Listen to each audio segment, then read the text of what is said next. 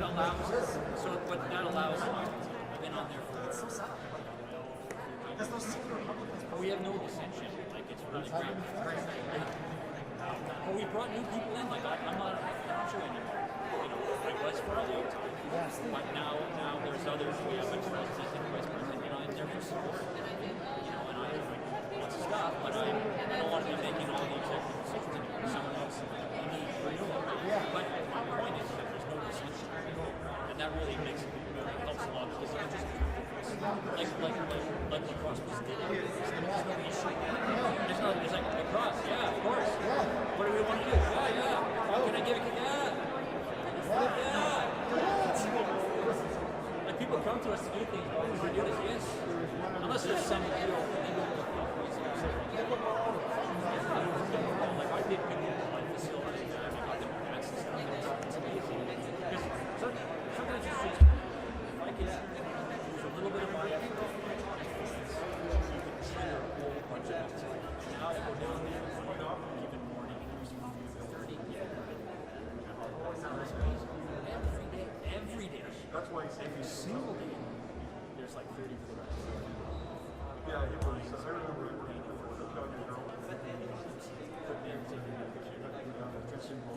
now it runs on some but it's just great.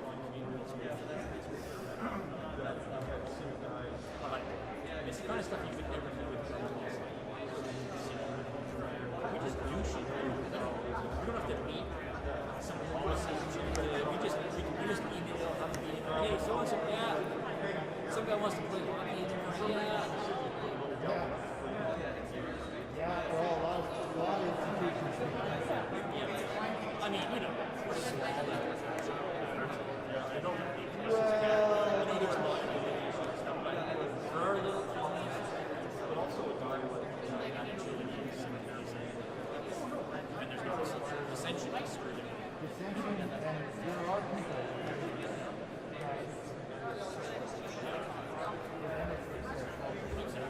That's why they get into it.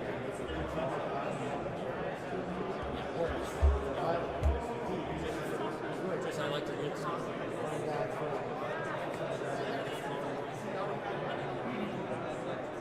And I don't know why we don't have a service. It's luck. It's just luck. I don't know.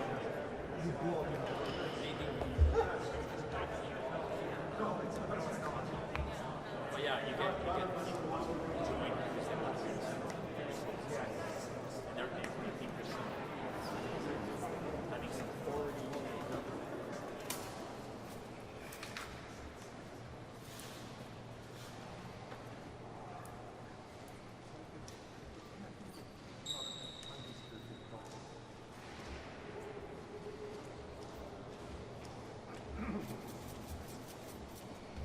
Morning, everybody. Welcome.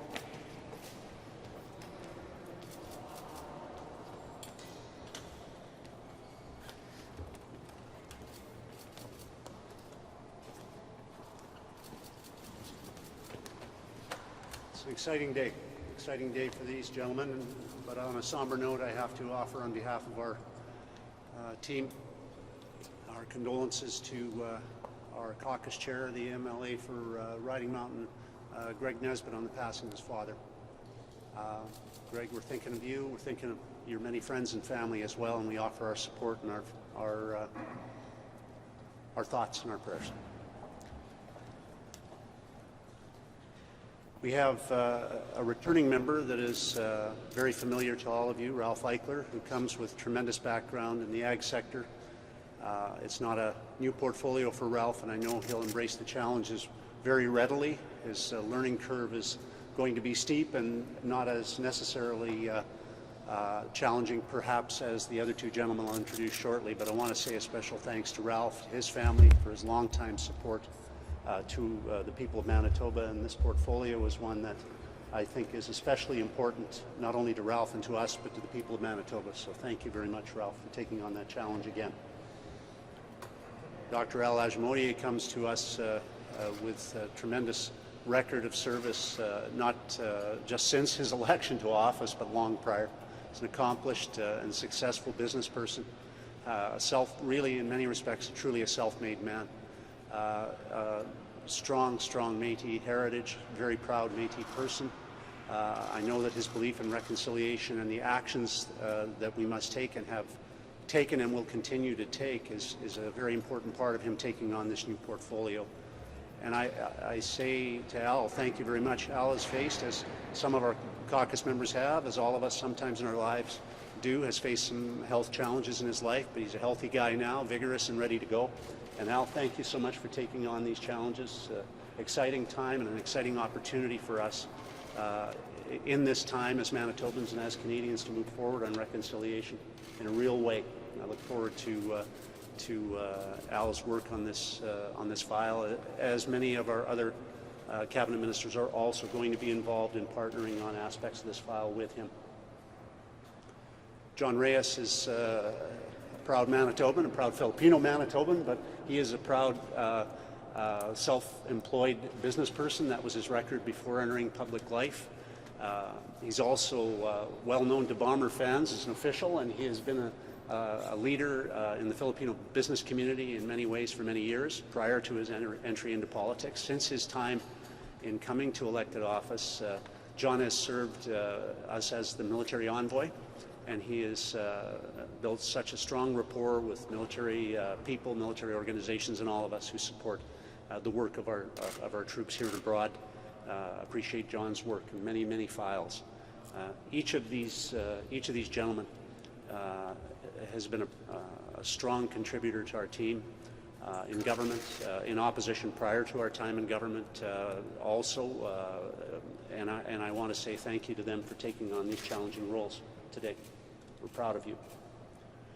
If I could, I want to just briefly say congratulations to Arlen Dumas on recapturing his responsibilities as the Grand Chief. And also to those who put their names forward as alternatives. That's what democracy is about, and we thank them for doing that and wish them well, all of them well. I reached out to Arlen this morning. I expect he is deservedly resting yet because it's been a hard campaign, a long campaign for him, but I look forward to, and I know Al looks forward also to meeting with Arlen at the earliest opportunity. I have a cough call in a few minutes, but I would like to, if I could, just take a few questions, and then I think this day should be about these gentlemen. I hope that would suffice for today. Eileen Clark said today that she resigned from cabinet. She felt her voice and the voice of others in cabinet was not being listened to, and that people across the province are disappointed in the representation they have. I'm wondering how you respond to that. I only say that Eileen Clark has been a tremendous contributor to our team in cabinet, also in opposition. I've known Eileen since we were both 21 years old. I'm not going to have a negative thing to say about Eileen Clark. I think that any suggestions or comments that she or anyone else has are heard on our team, and we continue to drive forward with an agenda for change and reform in areas that need agendas that are aggressive and ambitious. And we're going to. I'm sorry, I was just trying to answer Steve's question, Tom. And I think it's very important we continue with that agenda together, and that's what we're going to be doing here. And I anticipate Eileen will play a role in that as we move forward. But do you think those are legitimate comments? I think that it's an emotional time right now, and I think it's a time of sadness for some, but happiness for others. So I'd like to focus today on the people that are going to be happy here as new appointees to our cabinet team. And Eileen and I will continue to have the relationship that we've had, which has been strong and supportive for a long time. Did Ms. Park and Mr. Peterson indicate that they're not running again in 2023? Cabinet planning is one of the hardest challenges I think any premier or any prime minister faces. It's not made any less challenging by the abundance of talented people that we have in our caucus. We have as you know, one of the largest representations of elected officials. I think probably it's tied for second in the history of the province of Manitoba. These gentlemen are indicative of the kind of talent and depth we have in our team. It's not easy to move people out of positions. It is easier to move them into positions. But I think we've maintained a balance. As our elected members have gained experience, We have expanded our cabinet size, but I think we've done it with thoughtfulness to focus on key issues. Mental health and wellness, a greater focus on targeted economic development are examples of that. So I can only say there's always a challenge in positioning people in an executive council in a way that meets their specifications, and I respect the right of. Look, I have discussions with all my caucus about their intentions, and I will not be making statements about anyone's intention to run at this point. I think those intentions to recontest a riding, those are decisions that they will make, and they will announce at the appropriate time. Mr. Premier, where does the Singapore? You told me years ago you're a paper and pen guy, kind of old school. But if you look today on social media, you read Indigenous leaders, business leaders, ordinary Manitobans, they support what Ms. Clark did. They support what she has said about your cabinet and your leadership not being transparent. What do you say to those Manitobans, not your own caucus, not this building, but Manitobans who are supporting what she did? Well, what I would say is read my comments from last week. This appears to be the firestorm you're referring to. So read my comments from last week. Read them thoughtfully. I paid tribute to Canadians. I paid tribute to pre-Canada builders. I spoke about people who came here with hope to build families and communities. I spoke with sincerity. I spoke genuinely. I did not reference colonialism. I did not reference Europeans in any way, shape, or form. I was talking about our First Peoples. I was talking about our Métis. I was talking about the people who came after them. And I was talking about building. And I'll keep talking about building because that's what we need to do. Manitoba will benefit from that more than any other province. And our record on outreach, which is included in your information you have today, a sample of some of a dozen or so initiatives that we've undertaken as a government, can be stacked up, if you would like to, against the records on outreach and on reconciliation of any other jurisdiction and compared. So I would encourage you to do that. This doesn't happen without a team of people dedicated to the cause. And so we'll continue to focus on these issues.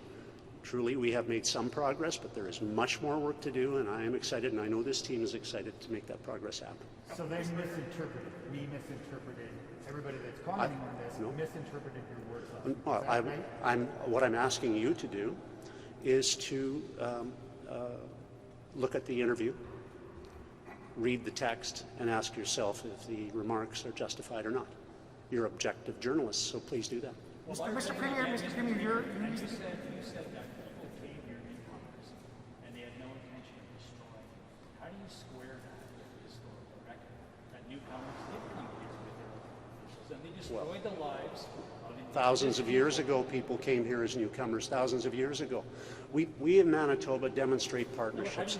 My wife comes from, I'm trying to answer your question, Tom. Sorry. Keep going, please. Of course, please. How do you square a historical record that shows that newcomers and their elected officials did destroy the lives of Aboriginal people when they came here to deal with Canada? How do you square that with your comment last week where you said that people came here and they didn't destroy? How do you square those two? I'm just making sure you've done your question, Tom. Okay. Read my comments. Indigenous people were the first Canadians. They were newcomers at that point in time. They forged a life by building. They worked diligently to do that for millennia. When subsequent immigrants came here, they couldn't have survived without the partnerships that were forged. My wife's family are Icelandic. The Icelandic people couldn't have survived in the Inner Lake without the partnership of Indigenous people and their support. Icelanders knew how to fish. They didn't know how to fish through the ice, for example. That is just one example of hundreds of examples. The Selkirk settlers couldn't have survived without the knowledge they obtained from Indigenous Canadians, not yet Canadians, but Manitobans, not yet Manitobans, but people who were Indigenous gave them shared knowledge, and that shared knowledge is how we achieve reconciliation. It's how we made progress to date. It's how we're going to go forward. My comments were directed towards encouraging that building to happen, that building that's been done for millennia by Indigenous Canadians, continued on and continues today. And it must continue from all of us working together. So the reactions indicate, I think, probably the emotion of the issue, most certainly, but also partly the challenge.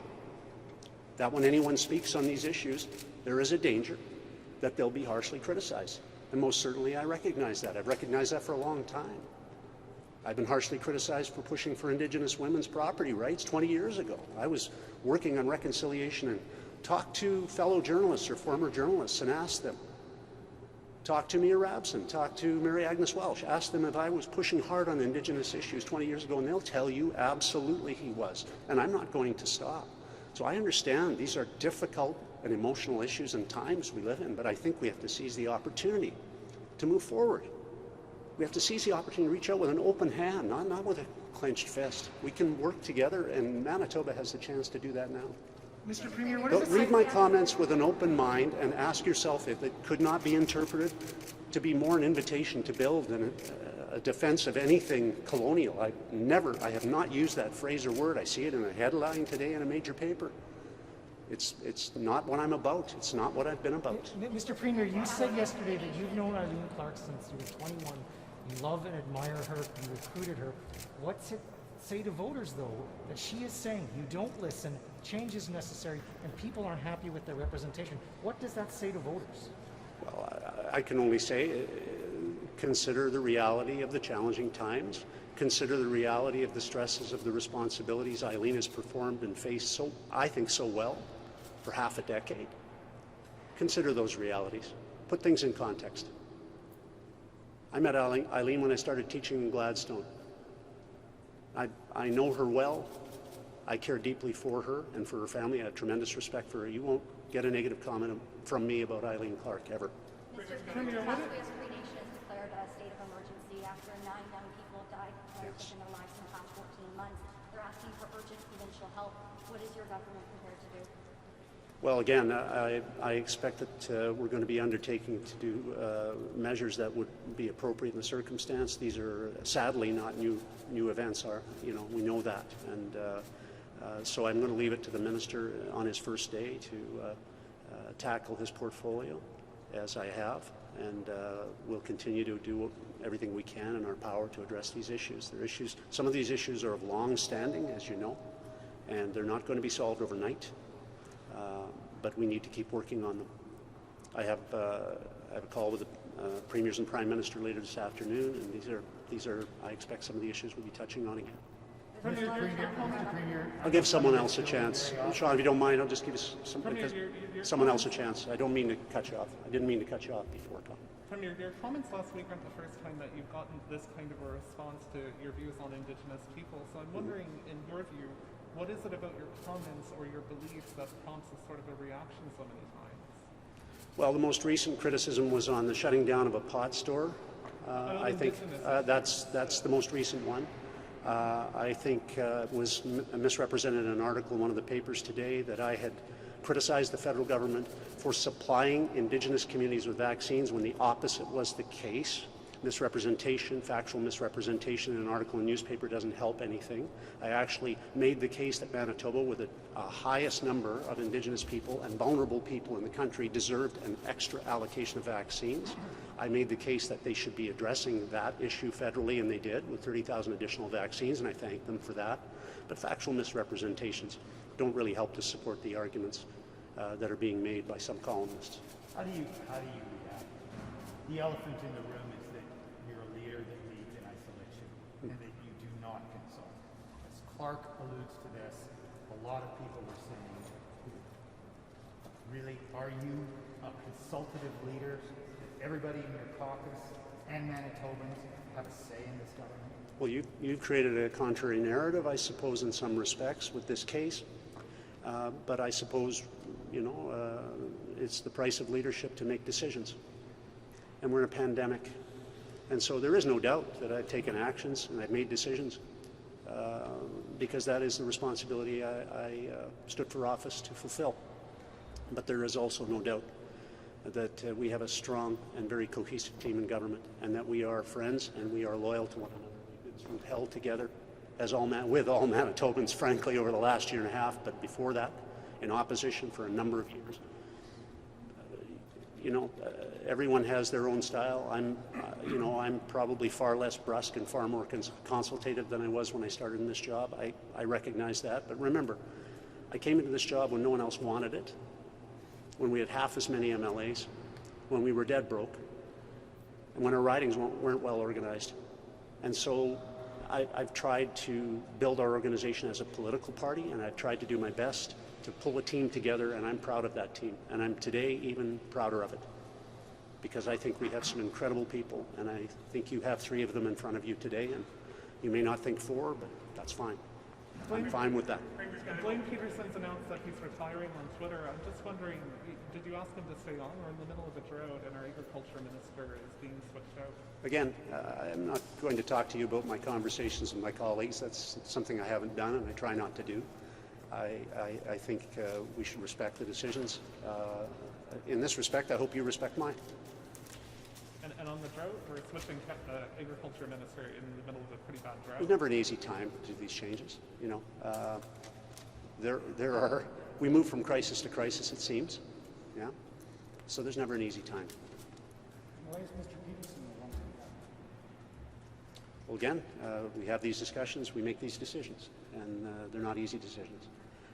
Today we have introduced to you one returning member to a portfolio he's held before. I think he'll do a bang-up job, as he always has. And 2 new members of our cabinet that have worked very, very hard to earn that the right to be in an executive council, and they are. So I congratulate them again, and I sincerely hope that we can make sure that this day is somewhat about the joy that they and their families deserve to feel today, and I know every one of their colleagues feels for them. Thanks, Premier. Gotta go get the Thanks, everybody, and sorry to run away, but it's got to happen. Thanks. All right. Minister Lajonia.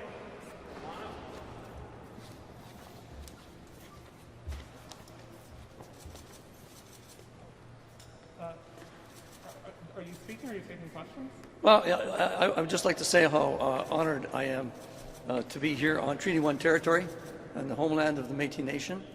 How proud I am that our Premier has found the will to ask me to take over a new department, Indigenous Reconciliation and Northern Relations. And I want to say that I've got the utmost respect for everything that Eileen Clark has done in this office to move reconciliation forward. She has worked tirelessly to earn the respect and the trust of Indigenous people in Manitoba, and that's the next level for me, is to re-engage with everybody and earn their trust and respect in Manitoba, so we can work together and forge a better Manitoba. So. Indigenous leaders said Ms. Clark's resignation was a big loss. She's worked really hard to build relationships. You're now stepping into a portfolio that, quite frankly, Indigenous relations across the country right now are a sensitive topic. How do you plan on continuing to build those relationships coming into a portfolio where the minister has resigned? Well, for me, with my background in both business and in medicine, in my medical career, there are often times where I took over a case from another individual, and in business, taking over the management as well. And in those roles, I always found the most important aspect of that new position was reaching out to the outgoing individuals and to have that sit-down talk with them and talk to them about the strengths of the department, the weaknesses, the opportunity, the threats that may be out there to us, and what do we need to do as a group, as cabinet ministers here in Manitoba now, to work together to build a bigger and stronger Manitoba for everyone. Where do you see the support first the step? Premier's comments last week? And if so, how do you explain those comments to the Indigenous leaders who are very angry about the comments? When it comes to comments in the media, I think it's important for the media to all understand, or try to understand, where the comments come from. Reach out to the individuals who made them and to report fairly both sides of what's being reported out there. With that, I would like to say that, to me, there have been very strong comments made on both sides of the arguments here. We've had very compassionate statements made by leaders out there, both Indigenous and non-Indigenous, throughout Canada. And if we talk about truth and reconciliation, one of the most important aspects of truth and reconciliation to me is that truth. It's getting down to finding out what exactly is the truth out there. I know my ancestors, my European ancestors, came here in the 1600s. There were already people living here. We assimilated with the Indigenous people. I became a member of the Métis Nation through that. They worked together to build a better and stronger Canada. They did what they could. They're very Manitobans, the settlers who came, and the Indigenous people that were here are all very resilient, and they all continue to want to work together on reconciliation, which, I want to move that forward as quickly and as efficiently as we can. But do you support the comments that the Premier made, and how do you explain those comments to the people, Indigenous leaders who are very upset about the comments? Well, that's what I was saying. We need to look at all the comments that are made out there from all perspectives, and with that, it's about educating. Starting in our schools to educate individuals about the importance of knowing our culture and where we came from as Manitobans, as Canadians. And only through that process of people asking those questions. So the Premier made some statements that got a lot of people thinking. I hope that it got them thinking. To ask themselves, where does that statement come from? Where was he going with that? And to hear his explanation today, it was to acknowledge that the individuals who came here to Canada were here to build a better Canada, to build a better Manitoba, which is where we want to be moving forward.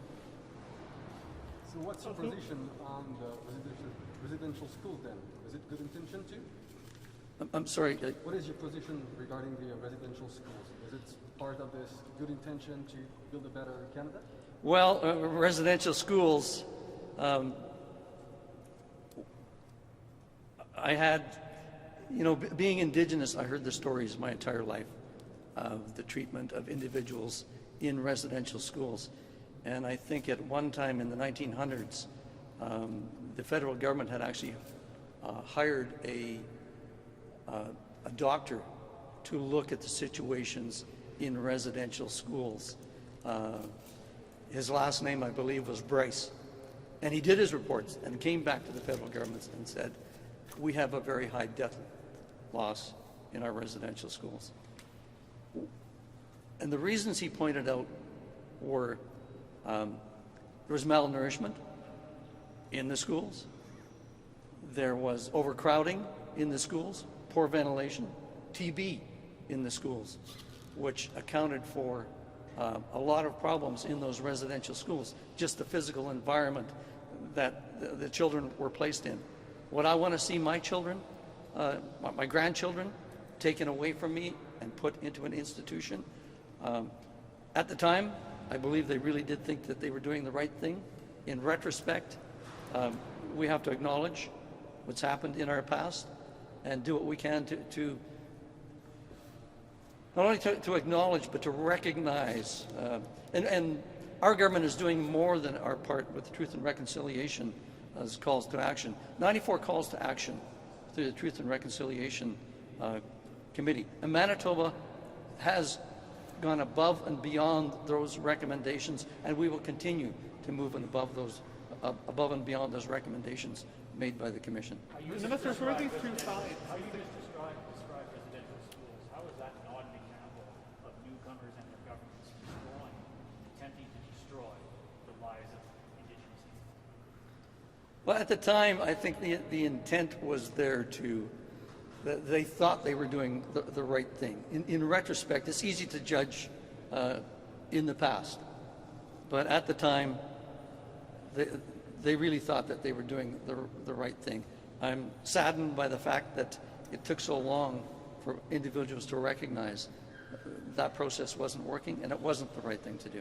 Were they trying to destroy the lives of Indigenous people and communities and their language and culture? Even if they thought it was the right thing, they thought they were doing the right thing, do you think they were trying to destroy and expunge the identities, the culture, the language of Indigenous people? From my knowledge of it, the residential school system was designed to take Indigenous children and give them the skills and abilities they would need to fit into society as it moved forward.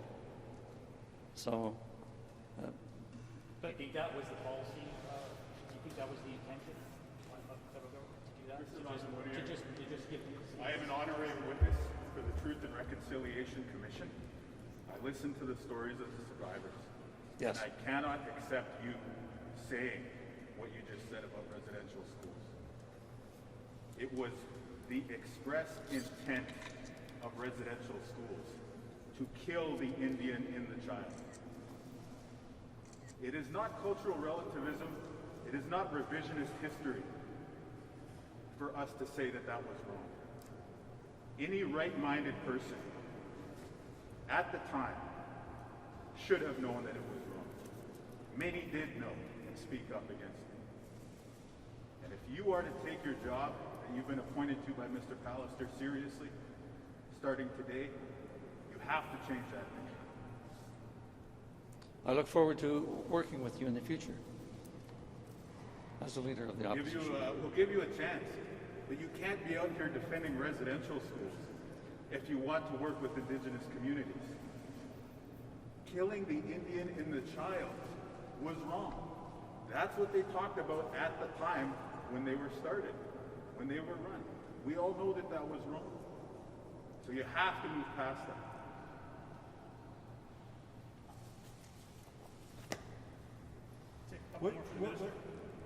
Okay, so what do you say to that? I mean, I'm sorry, but this is not a normal introduction to a minister. Right. The opposition shows up to tell you what he believes is what's what. Yes. I mean, we're at a climactic moment in our society here. How do you react to Mr. Kinew's interrupting your introduction?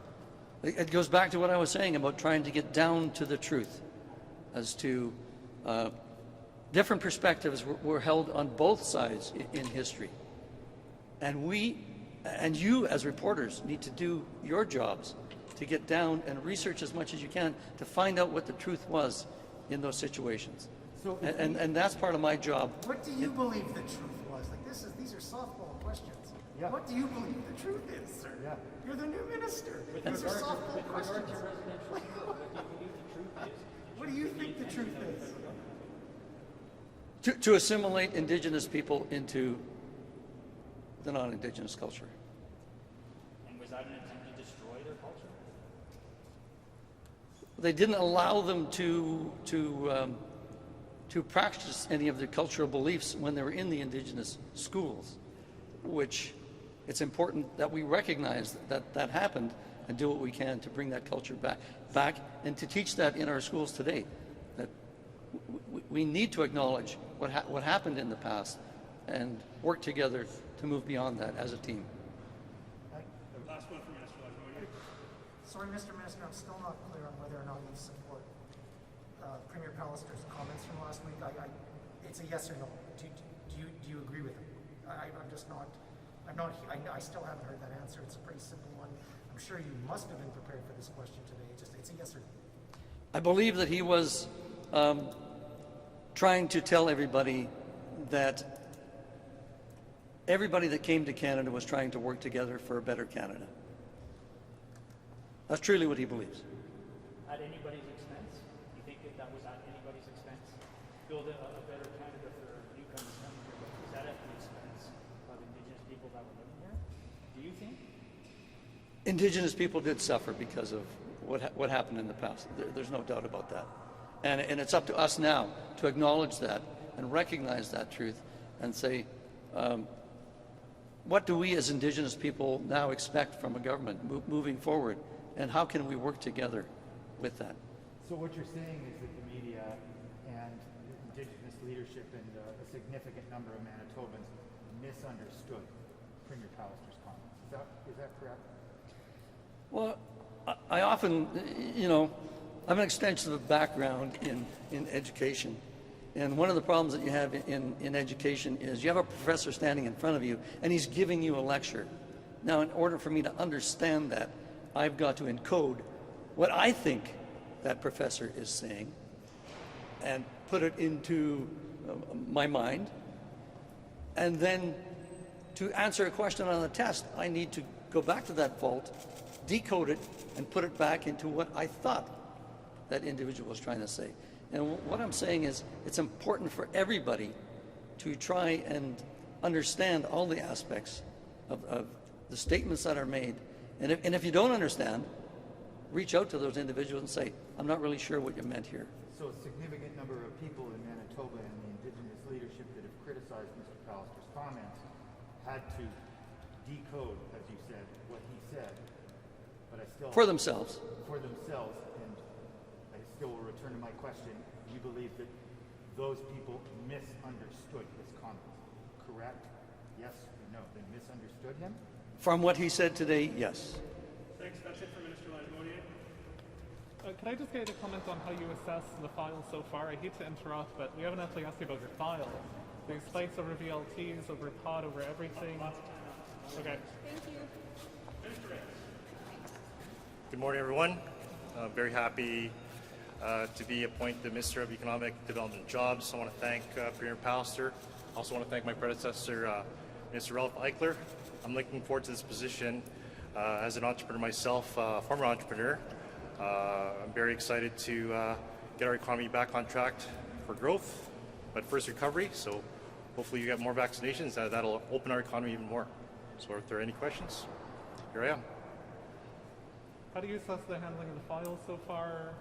Pallister says it's the best province in the world for COVID support. Business leaders say otherwise. How do you think you guys have done so far? Well, I believe that we've had some of the best business supports in all of Canada, and I think it's very important that we continue to do our outreach, as I have done locally as a local MLA in my area when this pandemic first happened. And I'm going to take it to a bigger level by continuing to communicate with the major stakeholders in our province. Mr. Lewis, Yes. I know that you can speak French, so we'll ask one question in French. Si vous pouviez juste dire comment est-ce que vous vous sentez dans ce nouveau poste, vous entrez au sein du ministère, c'est la première fois que vous y êtes. Comment vous vous sentez d'arriver dans ce ministère? Mais je suis vraiment heureux et excité avec cette portfolio et je suis vraiment heureux de représenter mon province et j'ai servi mon pays dans le militaire et j'étais dans les affaires commerce avant ça. I was also in non-profit as well, as you know. Et je pense comme une blague. Vous savez que j'ai été un arbitre de football et j'ai développé de peau et paix pour être ici pour une carrière des politiques. So, je suis vraiment heureux d'être ici parce que avant une carrière dans les politiques, j'étais le président du conseil des affaires des Filipinos. Et je connais les personnalités comme Mariette Muller à the World Trade Center et Chuck Davidson et Lorimer Millard. Je suis vraiment excité de travailler avec eux et toutes les autres personnes. What will be your priorities for this new portfolio?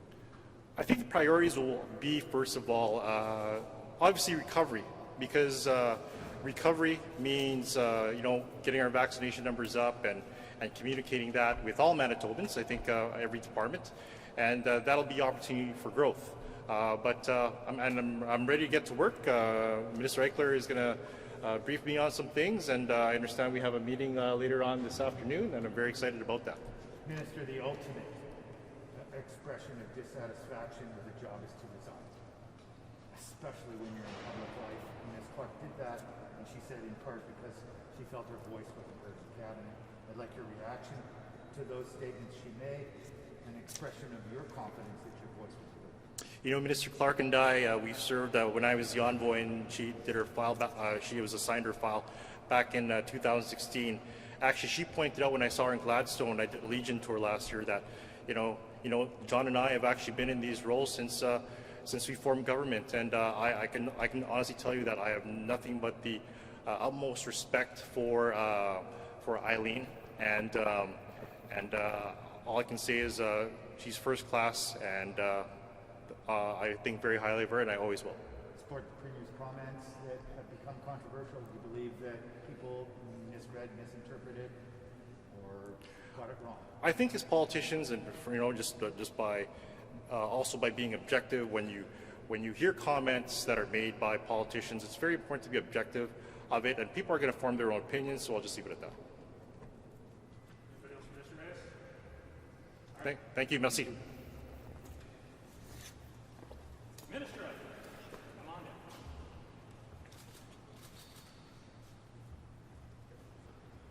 Get my hearing aids back in. These masks are a bit problematic for people to wear hearing aids, but I got to lighten the load for a minute. You still making ice cream in your office? how did you know? Did you not get the invite? I knew everything that goes on. Oh, well, I'm sure you do. I make the best ice cream in the country. I started off in ag, but Are you running again in 2023, sir? well, that's a little early, don't you think? The election's a long time away. I hope I'm still alive by then. I'm getting up in age, but I love to serve. I was retired once, as you know, and came out of retirement to run. So I got intentions of going nowhere. That's a job I love and have passion. I love serving the people. You got a lot of experience around this building and the province. What do you think about the controversy surrounding the Premier's comments? First of all, do you support him? Absolutely, I support the Premier in all his decisions. He's our leader. He's our coach. Sometimes it can get misinterpreted, which I think you've asked a number of us. You've responded to Minister Clark's comments. And I have to say that I do strongly believe that it probably could have been said in a different way, but the intent has been very clear here. That is not what has been represented by his comments, and I stand by him on those comments. Mr. Minister, I was out. Can you speak up a bit, Jeff? I'll yell. Okay. I'm good at it. I was out speaking with farmers the other day, and I heard what your predecessor said, talking about existing supports for farmers. Will there be anything new, though, because of the grasshoppers and the drought? You're now back in your old job. Will there be anything beyond what's available? Because the federal government kind of said the same thing. Existing programs. Will there be anything new? Well, let's back up the bus a little bit. Jeff, as you know, I started off during BSE. A lot of us, Tom, I think, probably was around by then. Steve was around by then. And we didn't know how we'd handle it either. So even being in opposition, I felt I did an awful good job. We joined the New West Partnership, or the Midwest Partnership, and worked with our cousins to the south to get the border reopened. The same thing's going to have to happen here. Farming is always in a crisis. Too much rain, not enough grain. We got droughts in certain parts of the province, droughts in other parts. But we're always going to have a crisis in agriculture. So how do we respond to those needs? You build programs according to what the problem is. So we did that with BSE. We did that during the previous drought. If you remember, in 2004, we actually knocked trees down to feed our cattle. There's not many trees left anymore, but there's not many cattle left either. But certainly that's another issue. We will build programs to make sure our farmers are there to be sustained short and long term. I'm looking forward to working with the municipalities. Some have already passed resolutions. If you go back 2 years ago, same thing happened then. We had a bit of a drought, and not all parts of the province, but mainly the interlake country. So we'll respond to the needs of those farmers in a timely manner. Anybody else for Mr. Right there? Thanks, sir. Okay, thank you. I'll bite you up for ice cream one time. I'm going to take you up on that. All right. That'll be one of the few reasons they call me.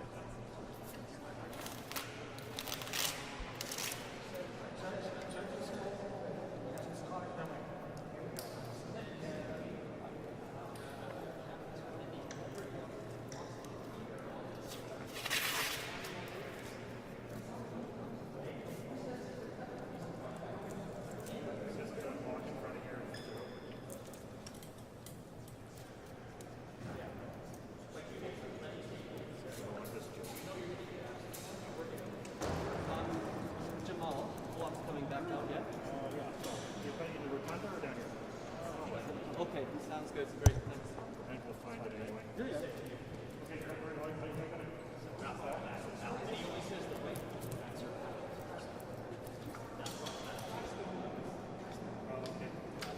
Is that your phone, by the way? That's mine. Okay, good.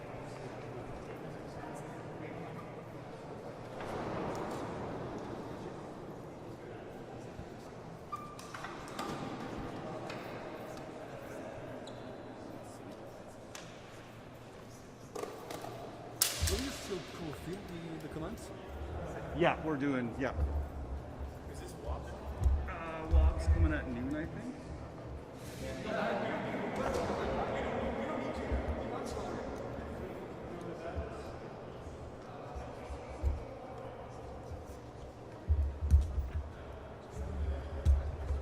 Gary, you want to do me a favor and stand by the mic just for exposure? Oh yeah, looking good. Like you were born to be there. All right. I played a really good game. I'd like to thank the coach for having belief in me. My call is still.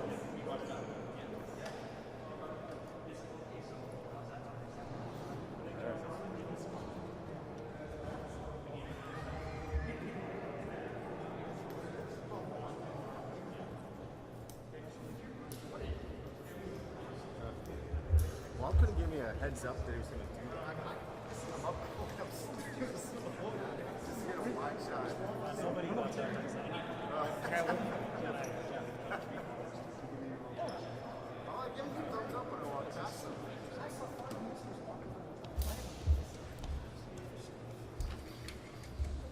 It's usually the proper ceremony. Nobody said, wow, Jeff, I'll take the next few weeks to take a break.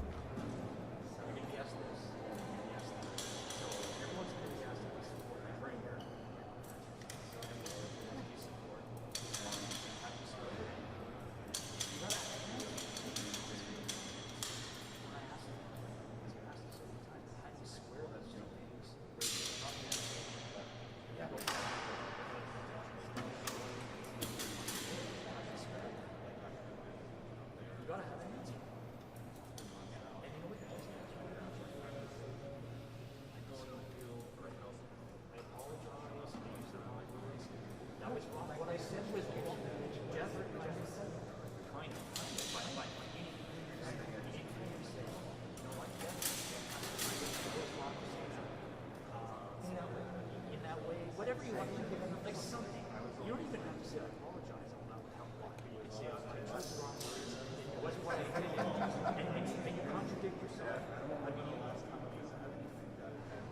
correct yourself. I mean, you say, no, we came here to try to destroy the lives. Let's make no mistake on that. Okay? But you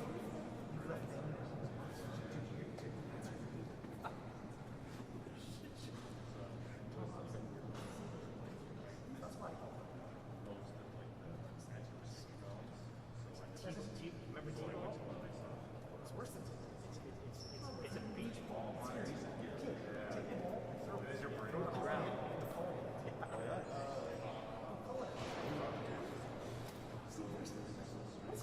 This is the falling apart you normally see in the third term. Yeah. The third term. What after 5 years? Yeah. It's only 5 years. Like we're second term, but it's a short second. Yeah.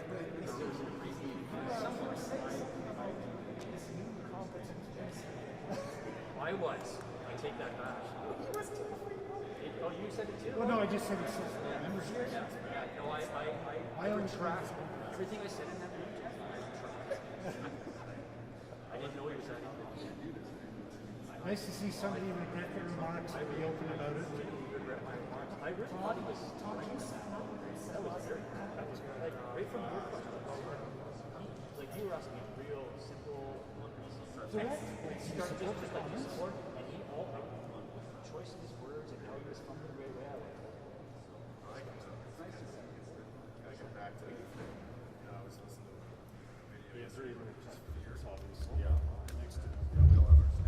fine. But you prep anyway.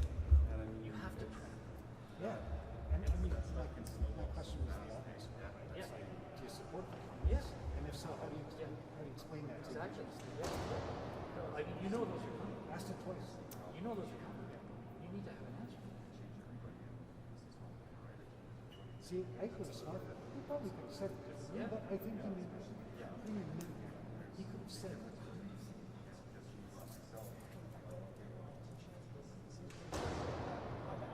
Correct yourself. Say, no, they're newcomers and their records did try to destroy things. Yeah. Here, and I regret saying that. So let's just correct the record. And then you know what? Test. Right? Test. You kill it right away.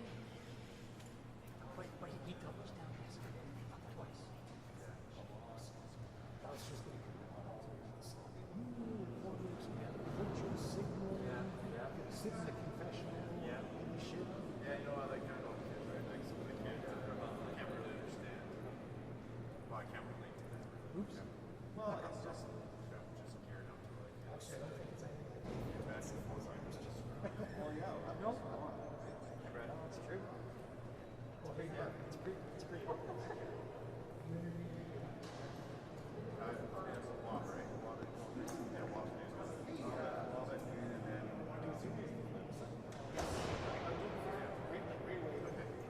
So I'm trying to think the last time. Apparently we're on the live feed right now. I'm trying to think the last time. I mean, yeah, like you can't hear something that I'm like, can't wait to get back to the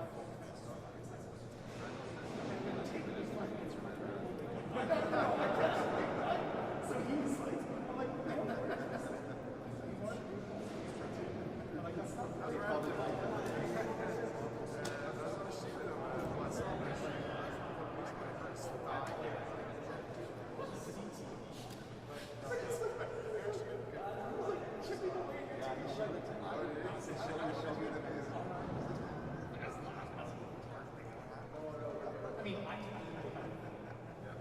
he was pretty great.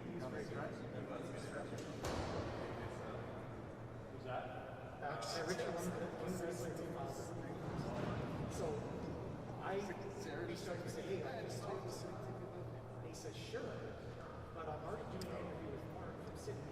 So what I'll do is I'll take away time from the interview. I'm going to give it to you, Jeff. I'm not asking you to do that. How about like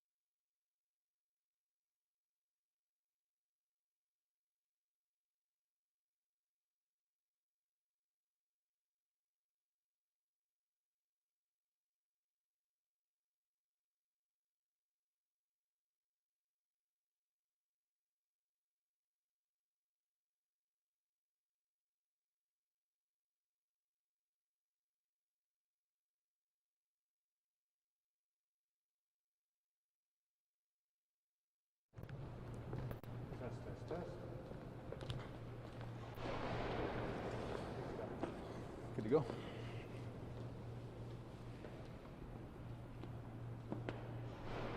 So I'll begin my comments in French. Plus ça change, plus ça reste le même. Minister Clark said in her statement this morning that change is needed.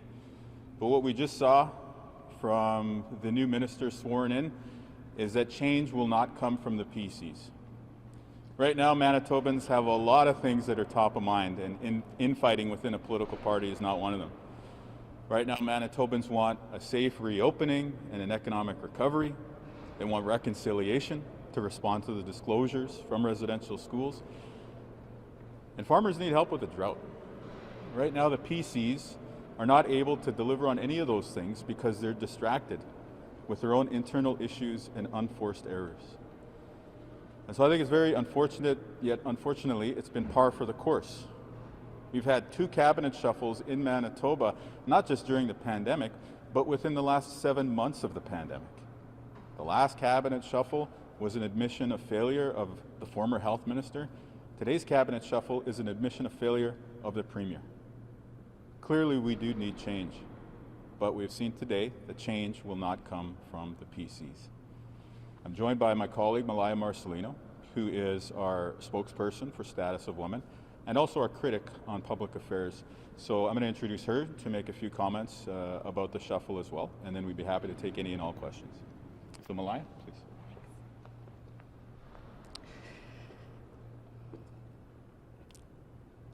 The legacy of residential schools is real. As the MLA for Notre Dame, I see it every day. Everything from child poverty to just effects of folks having to be put in prison due to hunger, due to family disintegration. We're seeing the effects of colonialism and residential schools every day. Manitobans deserve leadership that takes this seriously, that takes reconciliation seriously. With our cabinet shuffle that was announced today, unfortunately, it's just going to be more of the same. Everyone, except for, say, one of the members of the caucus, has stood behind their premier and his divisive remarks. So that doesn't mean that, so it means that there's not going to be much change in the future here for us and the change that Manitobans deserve. When you are deciding who to put in your cabinet, it's a very, very important choice. And again, we're seeing that women are left aside. We're not seeing any more women being added, and women's voices are not here at this cabinet table. Thanks. Yeah, so respond to questions. Got to ask this question. Some might say, yes, obviously the new minister might not have the best answers for questions. Some might accuse you of political grandstanding by walking in with that. No. I'm an honorary witness for the Truth and Reconciliation Commission. Being inducted into that high honor at the TRC national event in Alberta in 2014 was a very meaningful moment for me. It was meaningful because I heard the stories of many residential school survivors. And among the things that was asked of me, you know, it's not just like they put a pin on your lapel and then pat you on the back. They say, we want you to carry the stories of the survivors forward. But also, it was very clear from the TRC that they want us to call out those who apologize for this genocide. And that's what you just saw taking place there. You know, I found the minister's comments were ignorant. At this point, you know, Manitobans, Canadians do have the opportunity to learn the truth about residential schools. And so this was not planned, this was not a stunt. I was here simply because my staff said the presser was wrapping up and I should make my way down. But when I heard those comments, I could not abide by them.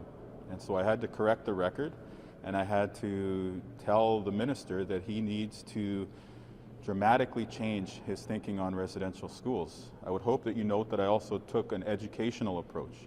Did not condemn the minister as an individual. I rather told him the truth of the situation, tried to educate him a bit on the facts. And again, I did not dismiss him as a minister. I said, you know, if you're going to go down this path, here's something you need to know.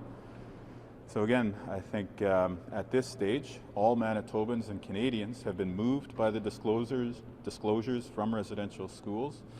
And I take seriously the responsibility that we have to help educate people and we have to help people understand the truth of what happened. And so, I would say that because, yeah, this is not just a political issue. This is about our society. This is about where we live. You referred to Pallister's remarks last week as racist. Yes. Minister Lajmoya, do you feel the same? Do you feel that his comments and his reflections on residential schools qualify in that regard? Yeah, but I think the more accurate thing to say is that they are a denial of the cultural genocide that was residential schools. They are an apology for genocide. And to me, that is a unique category that needs to be condemned in the public sphere on its own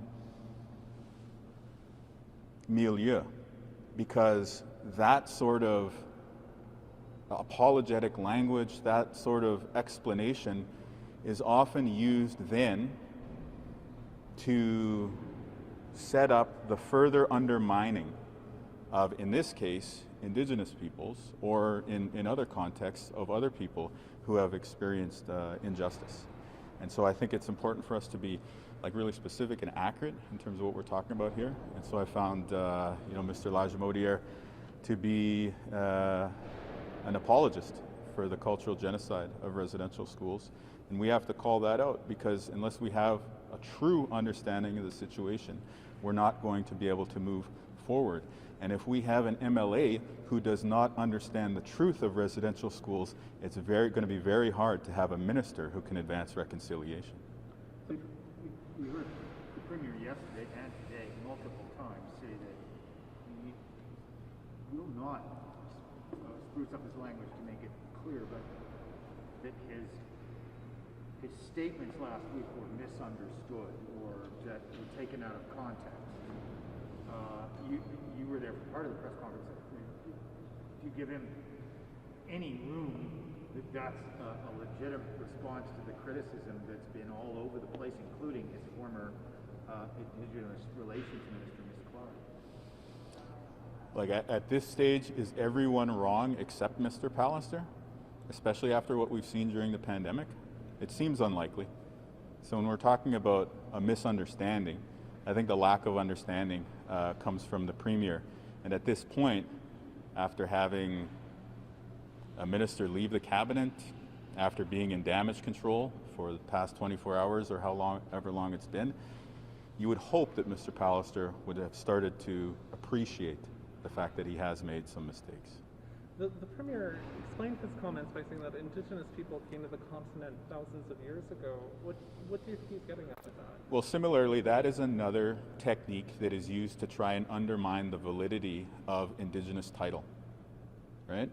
So there's all these sort of ideas that float out there in the public sphere, like terra nullius, or the doctrine of discovery, or the Bering Strait theory, all of which are used for political purposes to try and undermine the claim that Indigenous peoples have to these lands. And so it's no surprise that somebody who has racist views about Indigenous peoples, who would appoint somebody to be in charge of the Indigenous file, who has a very poor understanding of residential school history, would again use those sort of ideas in that context. And it's par for the course for Mr. Pallister's approach to Indigenous peoples. And I would make clear, he has made those comments throughout his political career. This is not him getting lackadaisical towards the end of his time in office. He has spoken that way about Indigenous peoples since he was a backbencher in the federal cabinet, or the federal caucus, I should say. What do you think about the new Minister of Indigenous Reconciliation saying in his statement to us this morning, proclaiming his indigeneity, and then explaining his perspective on the residential schools? Does that cause you to further your criticism, pause? What do you make of that? You know, I'm very sympathetic to people who are sorting through their understanding of indigeneity. We know that like one of the impacts of colonization is that it's been very difficult for people to be proud to be Indigenous. So certainly I don't make judgments on a personal level as much as I can. I try to prevent from doing that. I think in this instance it would be the Manitoba Métis Federation who would have to talk about Métis identity more so than myself. But what I would say is that the comments that he made about residential schools were wrong in many respects, just plain wrong. And so I think it's important to call that out. But I think we also have to remember, if we bring this back to the overall context, let's bring this out of the legislature. Let's bring this back to the conversations that are happening around barbecues and around picnic tables over the course of this summer. We have to recognize that we can't write people off, even if they hold views that we don't agree with. We have to try and rise above, as frustrating as that may be, and try to educate people and bring people along. And so hopefully that's the approach that I took with Mr. Lajemodier, and hopefully that's the approach that we can take with other people across our society who may still be trying to rationalize or struggle to understand the residential school issue. The minister also said that Manitoba had done more than its fair share to respond to the TRC calls to action. What do you make of that? Is that accurate? No, it's not accurate. That's the typical bombast that we hear from the PC caucus on any file, right? So I think we just see through that as political spin. The facts are they're required by law to report on their progress on the calls to action every year, and every year that report is late. It's missing the required translations of Indigenous languages, and when you get into the substance of the report, you see that there's not been very much progress at all. What does it say that that's its starting point as minister, that we're doing great on reconciliation? That's why I said plus ça change at the start of the statement this morning, or this afternoon rather, because again, you're just seeing the same PC rhetoric, the same PC talking points. It's just like with healthcare. They cut healthcare and then they came out with a straight face and said, we've done more for healthcare than any government in history. So it's no surprise that they approach reconciliation in the same way. Just my final follow-up on Jeff's first question to you. For sure. You said as an honorary witness, you had to intervene. Was it a sense of responsibility you felt? Try not to put words in your mouth. Yeah, no, I think that's fair, sense of responsibility. Like, to be honest, I don't know how much of this is interest to you. I didn't really think about it. I just found myself standing up and walking over, and, it's so blatantly false what he said that it didn't really require a lot of thought to construct the argument to defeat it. Well, for us, it's an extraordinary moment. Again, not a set play, no forethought to it. I did not expect the new minister in charge of the Indigenous file to come out and defend residential schools. Right? So there was no pre-planning involved. Yes, please. Ms. Marcelino, I just wanted to ask about Minister Reyes getting appointed. You mentioned the lack of women in cabinet. He's a Filipino voice at the table. Does that not add to the perspective? Is that helpful? Is that not enough? I think that what Manitobans are looking for is, certainly collaboration even with government in order to come up with the solutions that we need for our communities. And certainly diversity helps when you have that. That's one part of it, but it's not the only part, because if you're just going along with what your premier and those types of priorities don't fall in line with what communities are looking for, especially diverse communities, then that's not going to help solve our issues. Yeah. Maybe I'll just add in French. Alors, juste pour ajouter des commentaires en français, plus ça change, plus ça reste la même. Ce matin, l'ancien ministre Clark avait dit que nous avons besoin de change, mais nous avons aussi vu que la change ne viendra pas du Parti conservateur ici à Manitoba. Puis ça va être très difficile dans ce temps de vérité et réconciliation de comprendre comment est-ce qu'on pourrait trouver du succès avec un ministre de réconciliation qui ne comprend pas la vérité des pensionnats autochtones. Merci beaucoup. Thank you. Thanks, Mr. Kinew.